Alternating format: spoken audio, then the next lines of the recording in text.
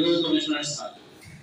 একজন ব্যক্তি সমস্যার সমাধান করতে পারেন, তিনি হচ্ছেন আমাদের রাষ্ট্রীয় বোর্ডের চেয়ারম্যান স্যার। আর আপনি কেবল একজন প্রিন্সিপাল সাহেব বললেন যে আপনারা অভিভাবক বাচ্চাদেরকে কন্ট্রোল করেন। এখানে যে অভিভাবক আছে তারা অসহায়, যারা কোচিং এর সাথে জড়িত আছে তারা কিন্তু এখানে উপস্থিত হয়। আমি আশা রাখবো আপনারা পরিবেশ নীতি, শিক্ষানীতি এবং বাণিজ্য নীতির সমন্বয়ে সুন্দরভাবে এটাকে কন্ট্রোল করতে পারবেন। আমাদের সহযোগিতা আপনাদের লাগবে না, যদি লাগে আমরা আপনাদের সাথে আছি। এই বলে আমি আমার সংক্ষিপ্ত বক্তব্য শেষ করছি। আল্লাহ হাফেজ।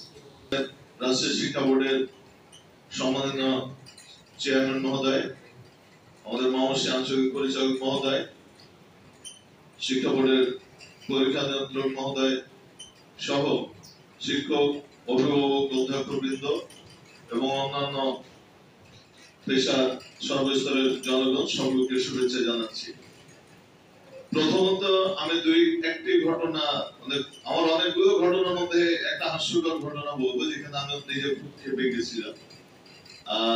একজন অভিভাবক হিসাবে আমার ছোট মেয়েটা আগামী বছর এসএসসি পরীক্ষা দেবে, যার ফলে ফোনের যে বিরক্ত, দিন নাই, রাত্রি নাই, দুপুর নাই, বিকেল নাই, সন্ধ্যা নাই, আসতেই আছে। এটা মনে হয় সবাই, একজন অভিভাবক, আমার প্রতিষ্ঠানের অভিভাবক আমার একদিন খুব কড়া মেজাজে আমার সাথে কথা বলেছে, আপনারা বাচ্চাদের নম্বর দেন কেন?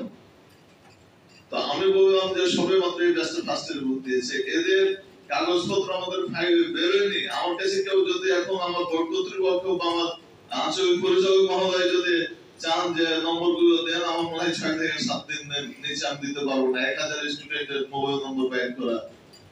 তো তারপরেও আমি আমার স্টাফদের সাথে একটু রাগারাগি